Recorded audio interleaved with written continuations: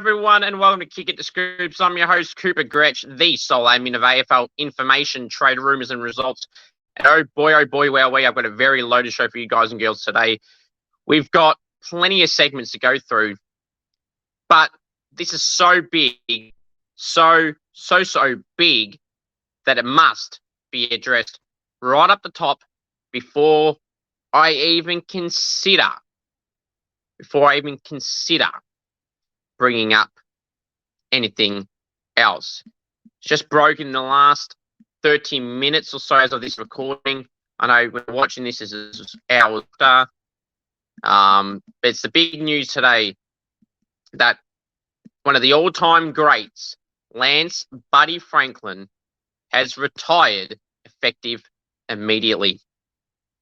Buddy has been a superstar of the AFL, 366 AFL games and 1,066 AFL goals.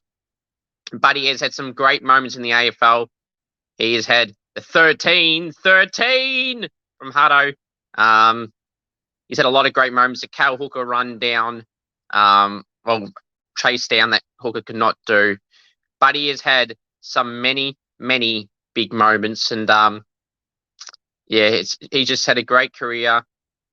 One that will be applauded as one of the greatest players. He will be graded as one of the greatest players of all time. Lance Buddy Franklin, the greatest showman of all time, as some would say. And that's what the Swans posted on their page earlier today. The greatest showman pulled the pin after the calf injury from the weekend effectively ended his season. I want to correct myself. He played 354 AFL games for 1,066 AFL goals. Buddy had so many great milestones. He's been a two-time premiership, some more accolades of Buddy's I want to go through here. Played 354 AFL games, as I said before, for 1,066 goals. In the top 5 goal kickers of all time. He's a two-time premiership player, I was right. An 8-time All-Australian, a 4-time common medal list, and a 13-time club leading goal kicker, and 2 goal of the year victories. Buddy has had a great career.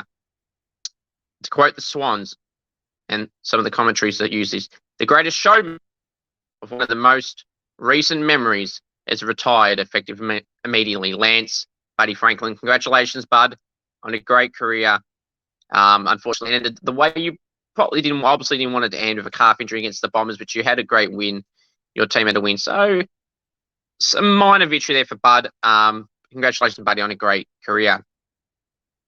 Oh, Buddy. One more thing. I generally use this on my live streams with the guys and girls on the live streams. Buddy, it's been a great career, and you simply deserve it.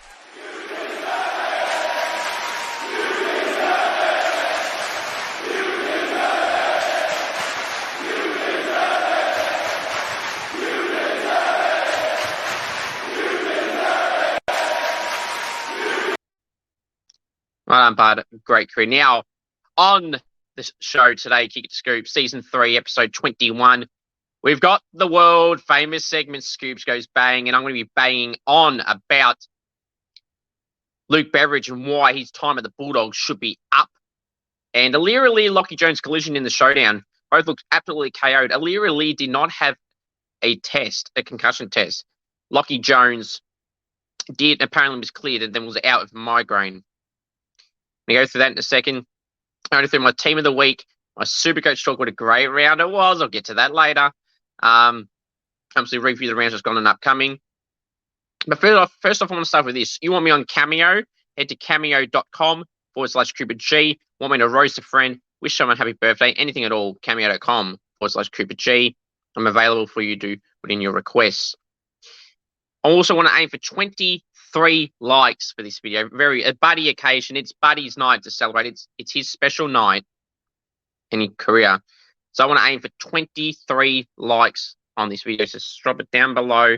Smash the like button. Smash the sub button. And down below here. Smash that like button. If you're watching on Apple Podcasts and Apple Podcasts and Spotify. Remember to hit a 5-star review as well. Or listening on Apple Podcasts and Spotify. I want to aim for 23 likes this video. If you like Buddy, you think Buddy's had a great career, smash that like button. And smash the subscribe button. I want to aim for at least another new 23 subscribers while people watching this video.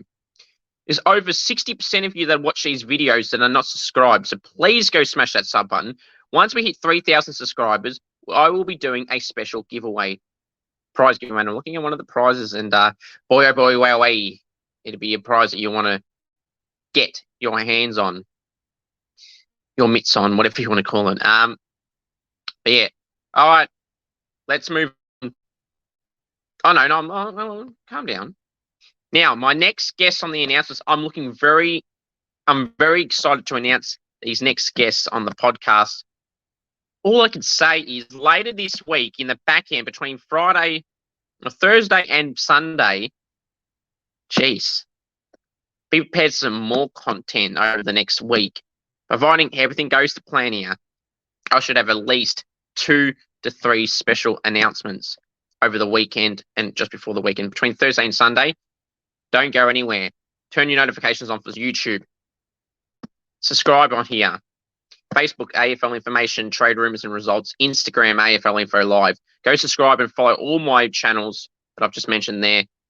Facebook page has got over 53,000 likes. And yeah, for Buddy occasion, I want to have 23 likes for this video. Okay.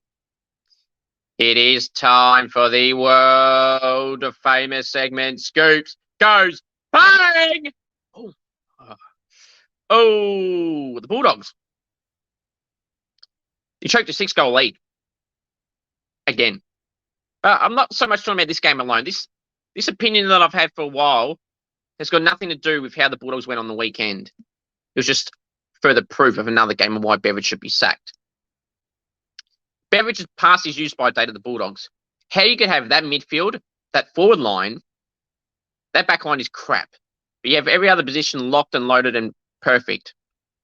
And you're teetering around the 8th spot on the ladder and possibly falling out. How you can have that list and be that average is laughable. Clearly, it's Luke Beveridge's fault. Their backline is utter useless. It's absolutely useless. Keith, Gardner, O'Donnell, Gardner. Bruce isn't a defender. I wish Bruce all the best, who may have done his ACL, so I hope, fingers crossed, it's not. He should have been playing forward. My point is that backline, and Jones, that backline is shocking. That's just the key defenders. Dale and Daniel okay, but that's it. No one else in that. Jure, no good. Crozier, no good. Seriously. That backline is crap, and they needed to be recruited. Now, you played Lob there on the weekend. I get it that Bruce was injured and you had to put someone there. That can't be a solution, can it? Keith, Gardner, Jones, O'Donnell and co. That's a terrible key defender stocks. And number 1 and 2 options. They need to recruit heavily there and actually get players that are good there. They could be losing English and Norton next year to the Eagles. Gee, and how bad would that be for the Bulldogs? That'd put the nail in the coffin for me, for them. Luke Beveridge's time is up. Yes, he's a premiership coach in 2016, but that was 7 years ago. We're living in the now and the future, not 7 years ago. Luke Beveridge needs to go. Plain and simple. Beveridge gets so shitty at journos for team selection news and whatnot. Maybe, Bevo, if you were honest, like Craig McRae and Ken Inkley at team selection when they're at their press conferences or on TV or radio, they're upfront and honest. No one ridicules them for this type of thing. Ever thought of that, Bevo? Well, enjoy the last 4 weeks while you can, because it should be the end of your coaching career at the Western Bulldogs. It may not be, but it should be. Lift your game, Bevo. Pathetic. Now, Port Adelaide. Now, the doctors passed Allir to say he didn't need a concussion test. Lachie Jones apparently had one and passed, but then was out with a migraine. Look, we're no medical experts, but it did seem that it was a bit dicey fishy. Was it because it was the showdown? They did not want Allir to go off and not play on Tex. Well, Tex kicked 7. And he was on Allir. So I don't think that backfired to them in a way. But look, we're going to take Kennedy's word and say that his doctor said they were all good. It just doesn't seem right with how they looked. If you looked at the footage of where they collided, now I would play it, but I'll probably get copyrighted, so I'm not going to play it. But both of them looked out. Both looked out before they hit the ground. So it just looks a bit odd that at least you say Allir passed it. Wow, unbelievable. All I'll say, this is a small Scoops Goes Bang on the Power Doctor crew and the club itself. And to lift your game a little bit there. You should have just subbed them both off. It would have been hard, the structure and the team and the rotations, but that players' health is more important than your rotations for 1 game, 2 games over the season. So lift your game. Pathetic. Hope you guys enjoyed that edition of the world famous segment Scoops Goes Bang. Now it's time for my heavily debated round 20 AFL team of the week. And I'm going to stress this enough. I have about 12 emergencies, and there's more emergencies that I did not even put on. This was the toughest week ever to do a team of the week. There was about 14 key forwards I could put in. There was about 10 midfielders I could put in. About 10 plus defenders I could have put in. So don't crack it when your player's not in it. Don't care who played who beat who just beat who. That doesn't factor into my decision. The best individuals for the round in their positions.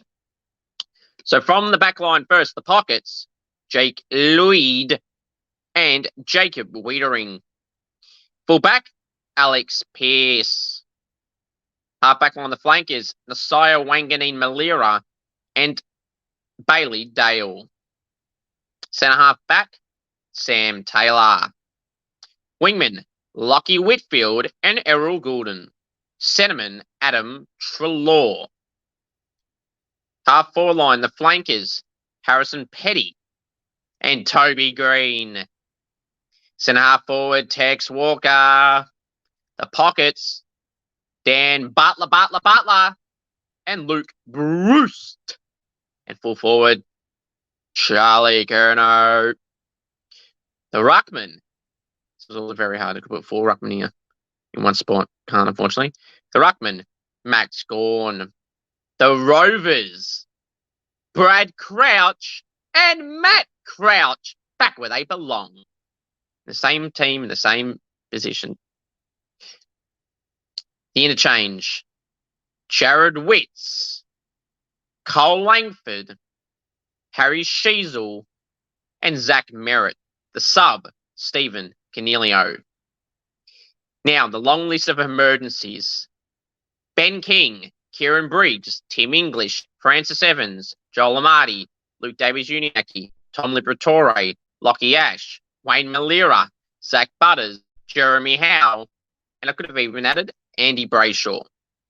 Now, the reason why I selected who I did.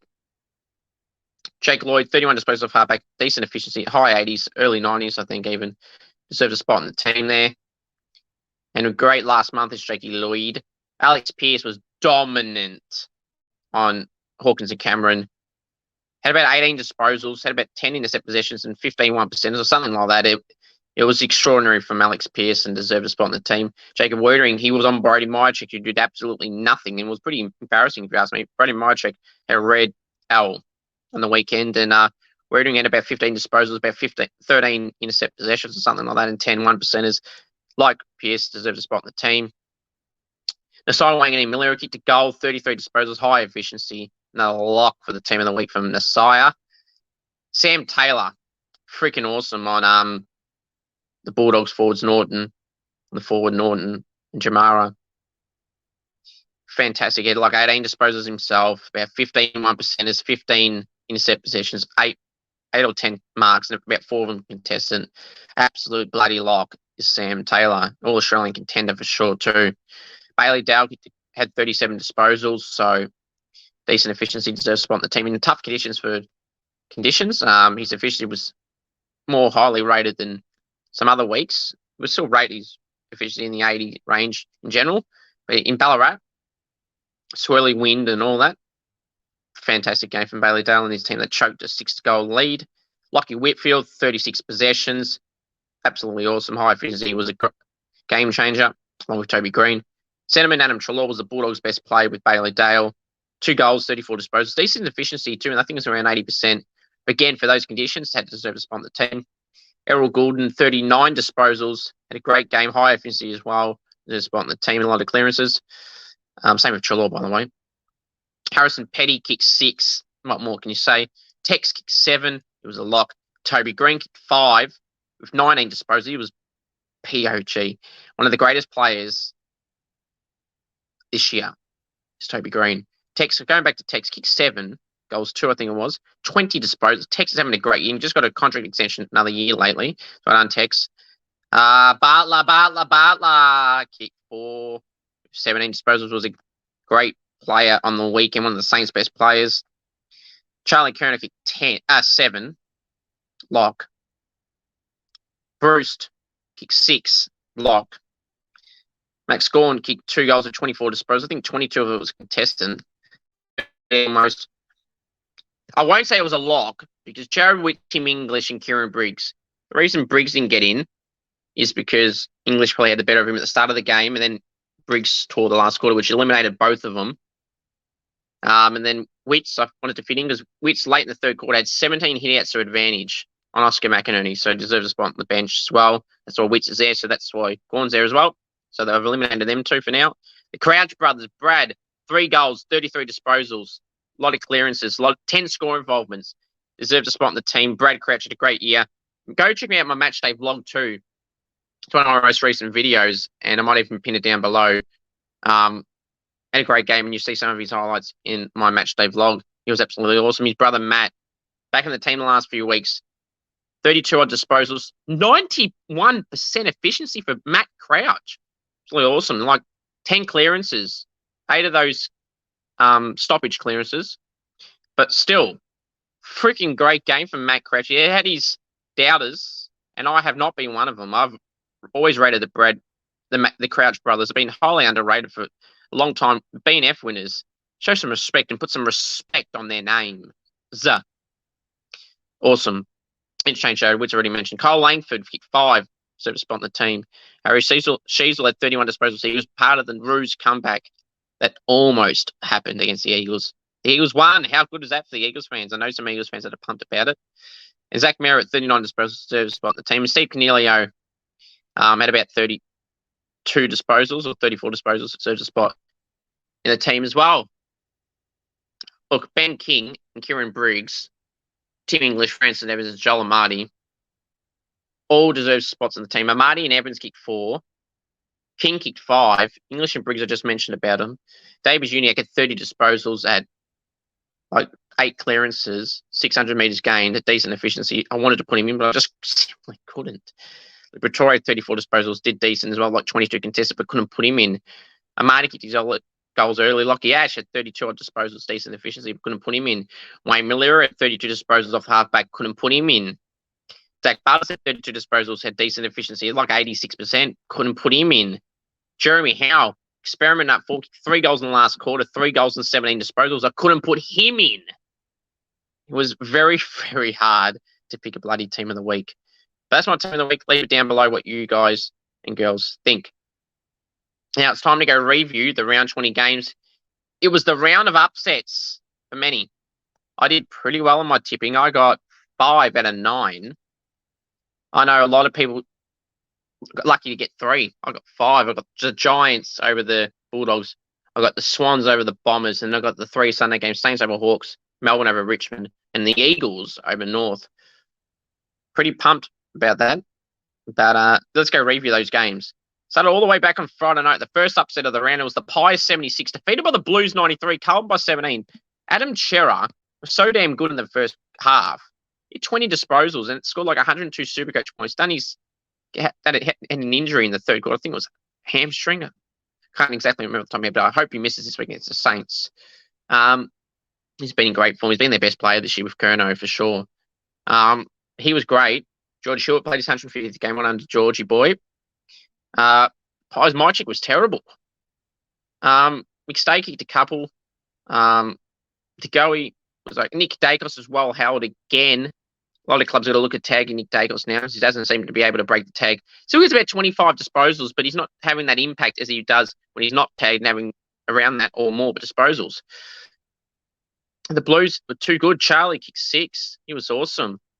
People saying about Mackay out's doing them wonders.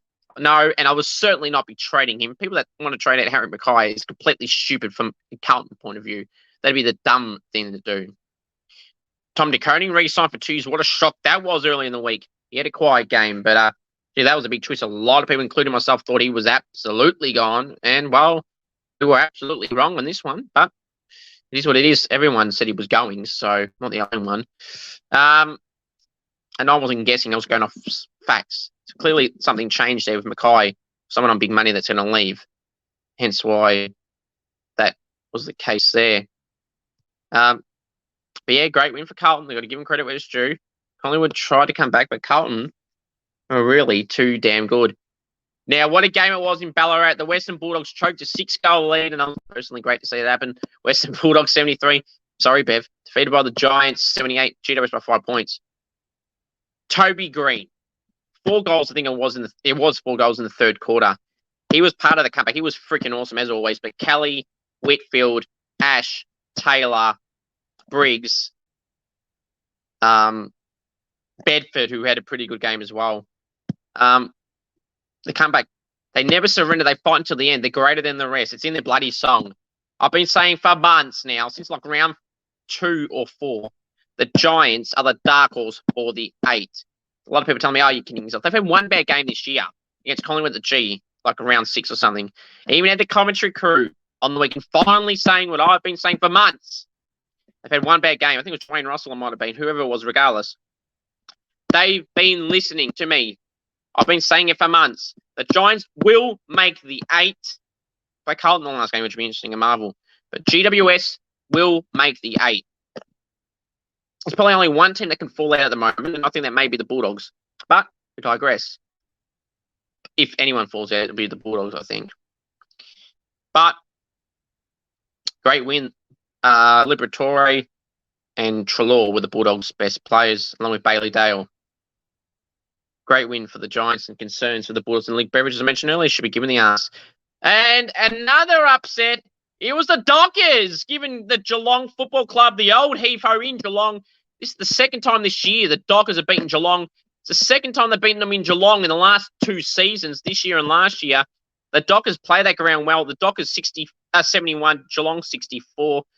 And absolutely dagger to the hearts of Geelong fans who are getting arrogant, saying how they're going to win by 50-plus points. And, well, you got wrong. Flag mantle dismantled you. They're not winning the flag. They're not making the 8. But they dismantled your finals hopes. You've got some tough games. You've got the Power this week. You've got Collingwood after that. You've got the Saints then after that. And then you got the Bulldogs after that. Geelong, big call. Season over. Out. Done. Finito. They're finished. Done. Will it come back to bite me in the arse? I don't think so. Got 4 tough games there. And I don't see them winning all 4. They would probably have to win 3 to make it. Unless they have the same points as one of the draw teams. So their percentage against the drawn teams is okay. Better than Richmond's. It's relatively even with Carlton and Sydney. So, be interesting there. But Geelong, done. Finished. Blixarv's out for hamstring. Hawkins out for hamstring. Don't know how long either will miss, because this recording we don't know right now. So they're going to be 2 big outs this week against the Power. Well, definitely Blixarv's will miss. I'm 1,000% confident if Hawkins is missing, but I think he's going off reports. But yeah, how bad were they?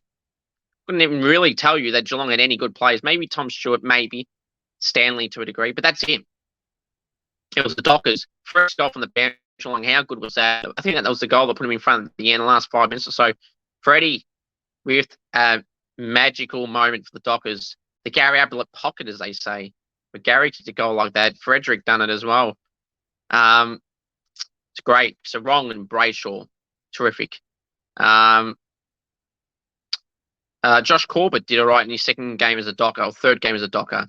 First game he was a sub. Second official game, full game.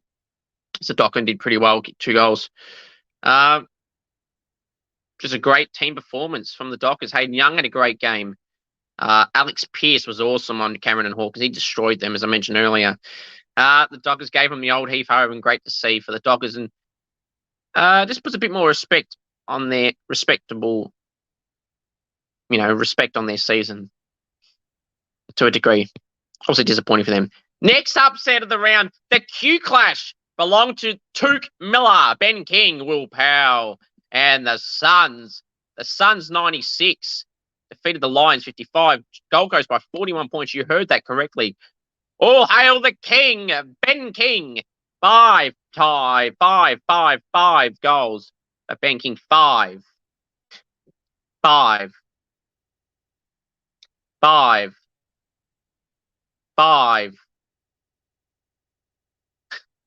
Kicked 5 goals. It's great. Now, I made a call that I never thought I would make last week, saying that he deserved to be dropped. But it was great to be proven wrong. He kicked 5 goals on Harris Andrews, who clearly has been exposed as he doesn't like defend one-on-one. Likes to be your intercept marker and everything. Let him play, come off the back and from the side.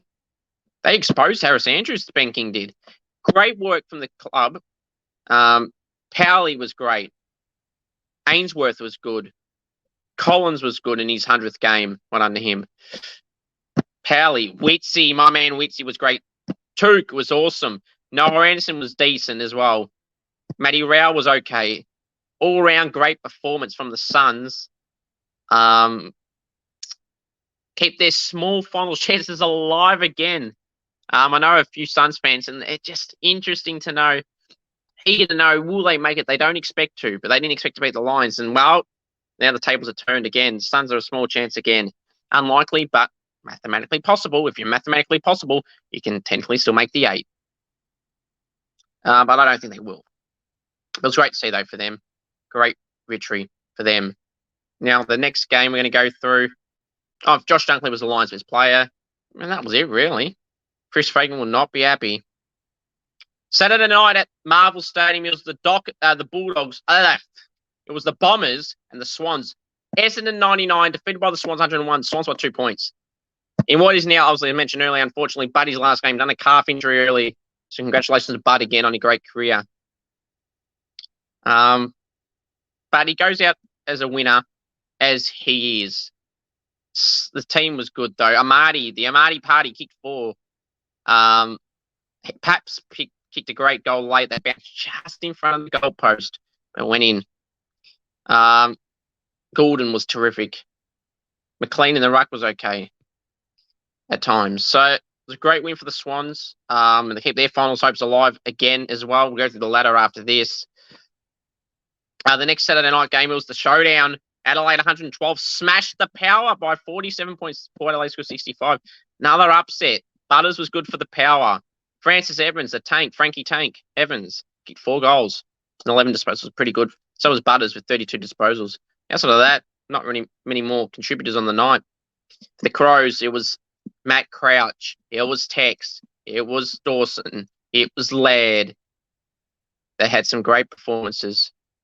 Mark Keane, in his first season as a Crow, first game as a Crow, the Irishman, the former Pie, who went back home during COVID, came back this year as a preseason signing. If Nick Murray unfortunately done his ACL last week. Tom Duday done his ACL about 2 months ago, 3 months ago even. And then now Jordan Butts is ruled out for the rest of the season with a foot injury. He's going to have to shoulder the load with Max Michelini, a young player, and Josh Worrell, 2 young players.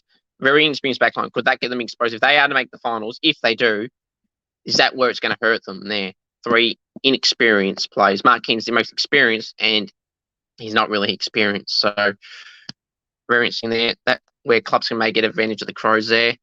But for this game alone, Tex kicking 7. Matt Crouch was awesome. Laird and Dawson. O'Brien was terrific on Dante Visentini. But no surprise there. I mean, he had great numbers, Riley O'Brien, but I thought Dante Visentini did better than what I expected. I thought the Hairs were going to be like 50-10. It was like 40-24. So, I mean, it wasn't overly bad for Dante in his first full game. Second AFL game officially, as he was the sub against against the Bombers at the MCG when they won after the siren from Dan Houston. Do the Power have a problem? I don't think so. I'd calm down. I think the Power are fine. They should beat Geelong this week, but we'll get to that later. Yeah, disappointing for the Power. They lost their last 3. They had 7 out when they first lost to Port, and they lost to Collingwood in that close game last week. But it's okay. It's not panic stations yet. Lose to Geelong, and it may be a bit of panic stations to a degree. They still fish top 4. The Sunday games, when the Saints go marching in. Oh, when the Saints go marching in. Oh, how I want to be with St Kilda. Oh, when the Saints go marching in. Oh, when the Saints go marching in. Oh, when the Saints go marching in. Oh, how I want to be with St Kilda. Oh, when the Saints go marching in. Oh, when the Saints go marching in. Oh, when the Saints go marching in. Oh, how I want to be with St Kilda. Oh, when the Saints go marching in. Choo-choo. Now you're probably going, oh, come on, you beat Hawthorn. Mate, what happened, people? You said we weren't going to win this week. You said we weren't going to win a game for the rest of the season. You said we're definitely not making the 8. We're still 5th. Well, the ladder shows you right there. We're 5th. Great win. Great win. 9 goals to 3 in the first quarter was awesome. The last quarter, dominance. The third quarter probably belonged to the Hawks on the scoreboard, but in the play, I felt we played better the whole game. We're a bit scratchy in the middle too, but I still felt we were on control. They just capitalised on their scoring. It was both teams kicked accurately. St Kilda, 122, defeated the Hawks 93, Saints by 29 points. Now, I know we didn't beat the Power, we haven't beat the Pies, there's no one like that. But there's an important win. The Hawks have had some good form. They beat the Lions only about a month ago. They beat North, so they're in winning momentum. They've been some like Richmond they were in not too long ago as well. So it's like, okay, I know it's not the greatest of wins, but happy nonetheless.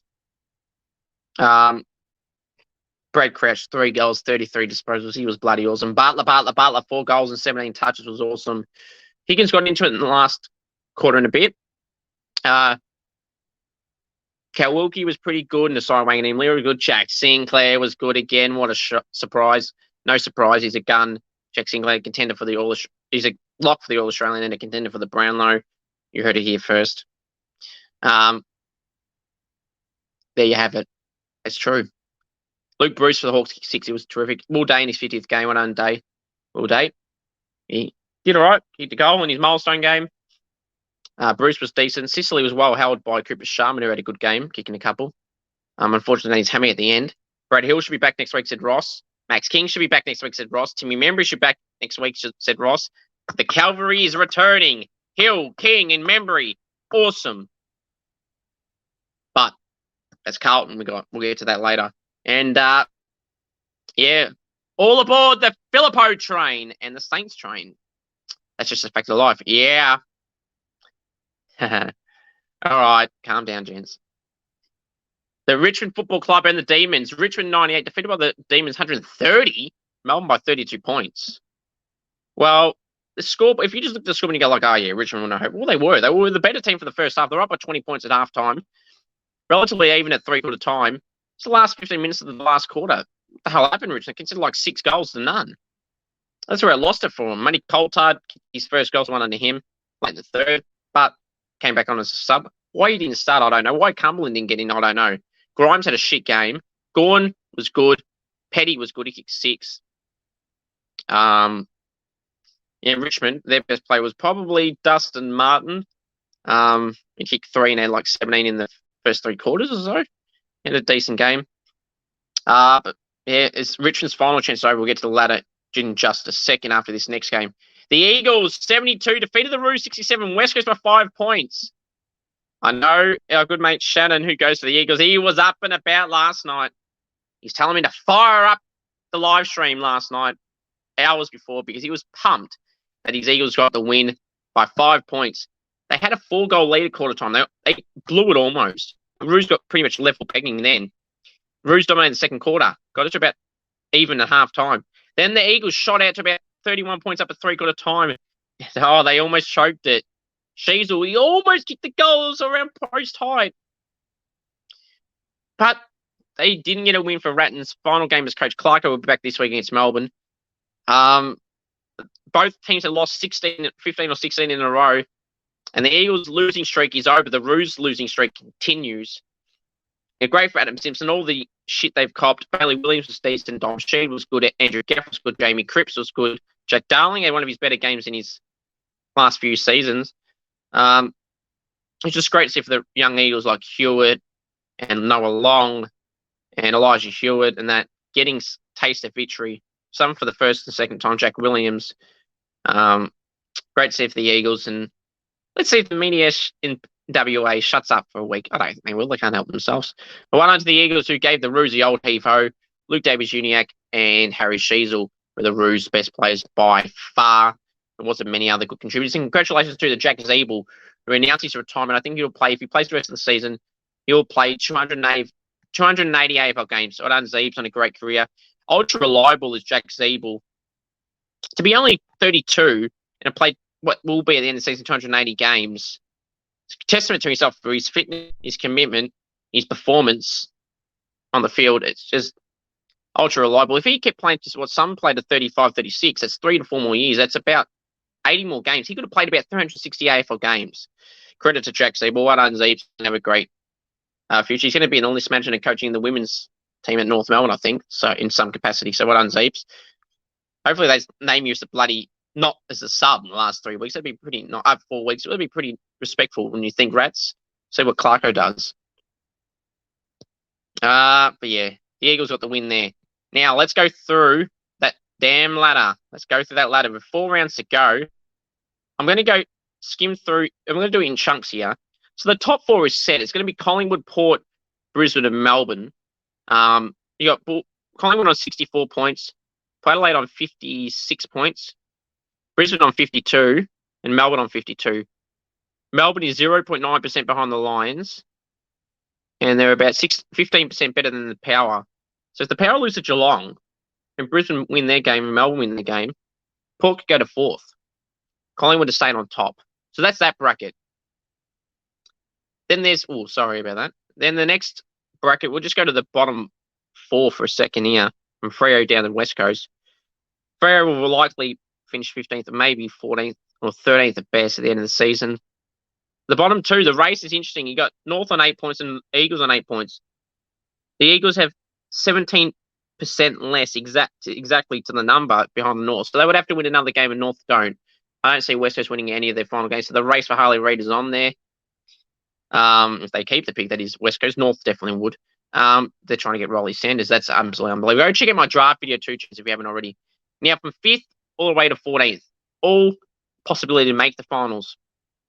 In 5th place, you got my Saints on 44 points at 108.5%. So 106.5%. Happy with that. Saints are in the 8 by 6 points.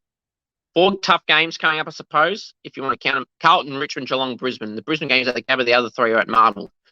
I can see us winning the next 3. I'm not saying we will, but we're a good chance to win some of those 3, if not all of them, potentially. The Brisbane game, hopefully they rest players and they're in a position where they can't lose whatever ladder position they're in. Come on, Saints. I think the Saints make it. They're on 44 points at 106.5%. In 6th place on 44 points also, we have the Giants on 102.4%. Giants got some interesting games. They got the Swans this week in the Derby. They got Carlton in the last game. Believe they got the Power in Adelaide and they're coming with their 4th one. So they got some interesting games there, which I think they'll make it. They might pitch a couple and stay in the 8. In 7th place, you got Carlton on 42 points at a percentage of 116.5. Their percentage is only relevant for the teams that had the draw, so the Geelong, Sydney, and Richmonds, who are 9th, 10th, and 11th, respectively. Their percentage is 3% less than Geelong, about 5% better than the Swans, and 19% better than Richmond. So Richmond will probably have to win that extra game. But Carlton, they got the Saints this week, which should be interesting. They got the Giants in the last game, which should be interesting. Then they got 2 games in the middle. I don't know off the top of my head who they've got, but they would want to bank one or two of those games in the middle, because the Saints and Giants game will be hard for them. And St Kilda beat them early in the year. In 8th place at the moment, you've got the Bulldogs on 40 points at a percentage of 105.7. I think if anyone's falling against them, they've got Geelong in the last game at GMHBA. They've got an interesting game this week. So I know the Bulldogs will go. They got Richmond on Friday night, which they usually could lose. I feel if the Bulldogs lose this week, they may not make it. I'm not saying there's definitely no chance, but I don't think they make it. I think it's going to end up being Sydney that ends up getting in the 8. I really do. If they beat the Giants this week, I think they will be the team that makes the 8 in place of someone, which I think will be the Bulldogs. But if Sydney lose the Giants, then it could stay how it is. But then if Geelong beat Port, then it's a lot of things you can twist. So the Bulldogs in 8th place on 40 points, 2 points behind the Blues, 4 behind the Saints and the Giants. So in 9th place on 38 points, 2 points out of the 8 is Geelong on 119.5%. They got the Power this week, the Saints after the second last game. Then they got the Bulldogs in the last game. So some 50-50 games. And they got Collingwood next week. So that's why I say it before, that they're done, finished. Swans in 10th place on 38 points also, 111.2%, 8% behind the Cats. But if they get the win and Geelong don't, that doesn't really matter. But it will at the end of the season if they're even on points. So they want to make it up as well and hope that Geelong lose it. But they got a tough. They just need to win against the Giants in the Derby. It's a really hard game for both sides to tip. And in 11th place on 38 points, as well, with Geelong and Sydney, is the Tigers on 11th place on percentage of 97.9. They need to make that up. They got the Saints in a couple of weeks. They got the Bulldogs this week. So they got some interesting games for Tigers, and I don't think they make it. In 12th place, you got the Crows on 36 points and a percentage of 160.0, which is why there's still a chance of their high percentage. It's always equal with Geelong. So Crows, they've got some games coming up. The Eagles in the last game, which are bloody wins. So I'm a bit nervous about that. Then this week, the Crows have... who do the Crows have this week? That's right. They got the Suns at Adelaide, which they probably will win. So it's really interesting to see what happens there. Speaking of the Suns, so about the Bombers first, they're in 13th place on 36.4 points out of the 8, percentage of 98.4. They've got the Pies in the last game, I know that, and they've got some games in them. I think they got the Giants again, so they're no guarantee there. The Suns in 14th place on 36 points and 95.2. They got the Crows this week. They have North Melbourne in the last game of the season, so they could win both of them, potentially. And the 2 games in the middle, I'm not sure off the top of my head who they got, but it's going to be very hard for them. And with their percentage and the lows of the teams on the points, I don't think they'll make it, unfortunately, for the Suns. But never say never. They fight until the end. That's what I like the Suns. They never say die is in their song. They never say die attitude. The Giants never surrender. They fight until the end. They say they're greater than the rest, but we'll have to wait and see. They're in a great form. I think 7 wins in a row for the Giants in great form. So that is the ladder after round 20, 4 rounds to go. Could the last round, in fact, it probably will. The team will probably be in the 8 at the end of round 23, when there's normally 23 rounds, and technically you've qualified. But because they've added an extra round this year, I see a team falling out. And if that's us, I'm not going to be freaking happy at all. But that's what we've known for a while. So very interesting there. Now, okay, let's go. What's next to go through? It's time to go through my Supercoach talk. And oh, what a great round it was for my Supercoach. 2,634 points. A great score, one of my biggest scores ever. I don't think it's my biggest score ever. I think I did score 2,700 once. Now in the top 6%. I went up 1%. It was top 3% for the round for a score like this. I can't believe it. I thought it was guaranteed to be top 1%. I thought it could be in the top 100, but I wasn't. Top 3% for the round, top 6% overall now. Went up 1% in the rankings. Happy with that. I'm like 11,000 and something in the overall ranking by position. Hopefully I can crack the 10,000 by the end of the season, at least.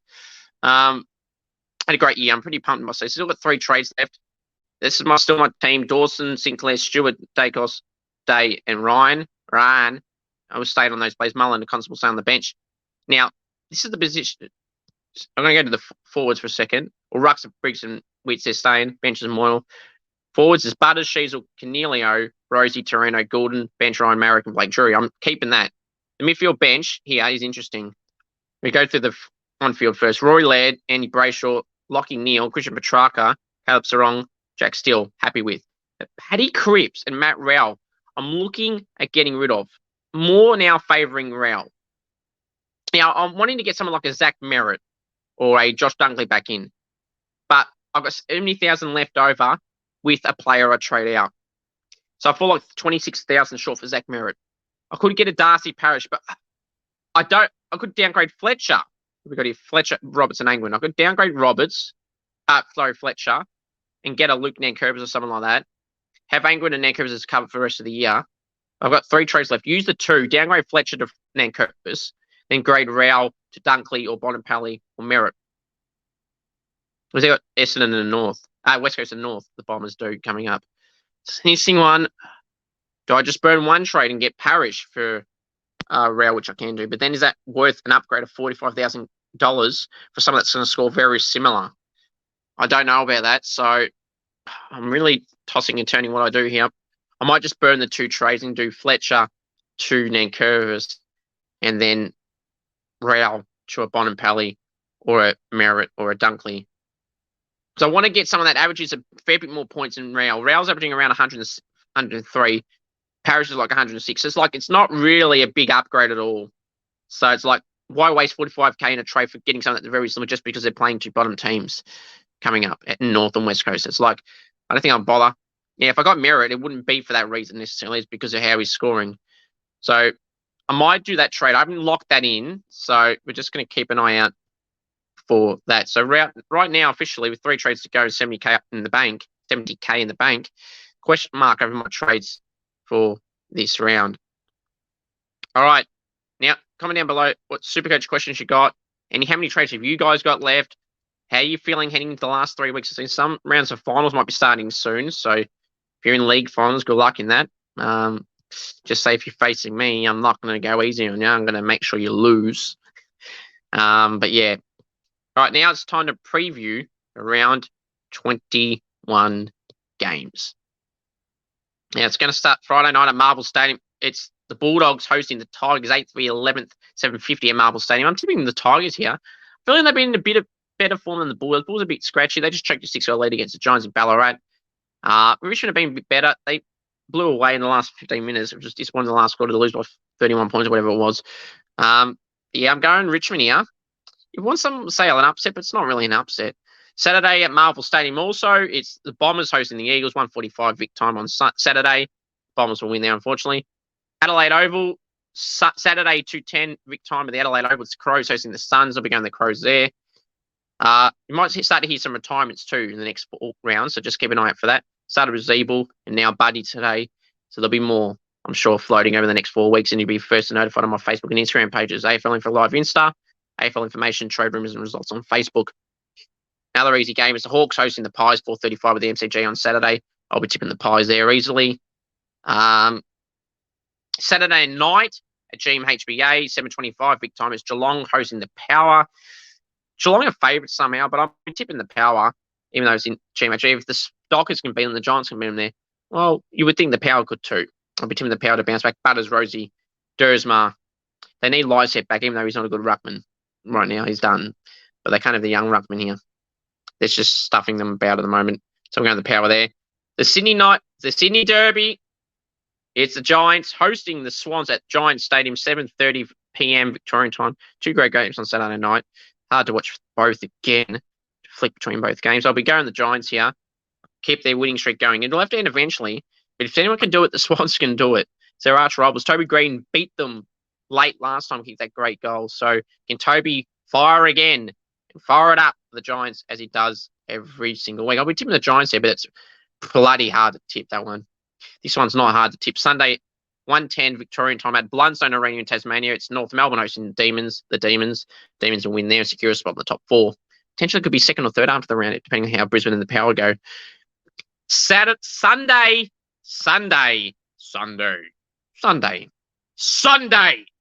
3:20 p.m. Victorian time at Marvel Stadium. It's the St Kilda Football Club against the Carlton Football Club. Brad Hill could return. Maxie King, all hail the King. Need the Stars back, King, Membry Hill. back against the Blues, who may be losing Chera. They won't get Mackay back. They won't get Walsh back. Come on, Saints. Come on. Prove the doubters wrong. That Navy Blue we beat at the start of the season, beat them again, and that'd be great. 2 wins against a decent side be great. Saints aren't favourites, but I don't care what the odds say. They're irrelevant to me. I don't take them seriously, honestly. How poor unfavourites against Geelong is just another reason why I don't take them seriously. I'll put team my Saints. Sharman made miss of a hamstring injury, unfortunately. He had a great game on James Sicily. He kicked 2 or 3 himself, Cooper Sharman, fellow Cooper. But yeah, having those additions come back in will be bloody great. I'm obviously Tim Moss Saints, but it will be a tough one. Charlie Kerner will probably get Cal Wilkie, so that's going to be an interesting one there. In the final game of the round, so the Saints obviously for me by 15 points. Fremantle hosting the Brisbane Lions 4:40 Victorian time at Optus Stadium. I'm going to go the Brisbane Lions by 30 points.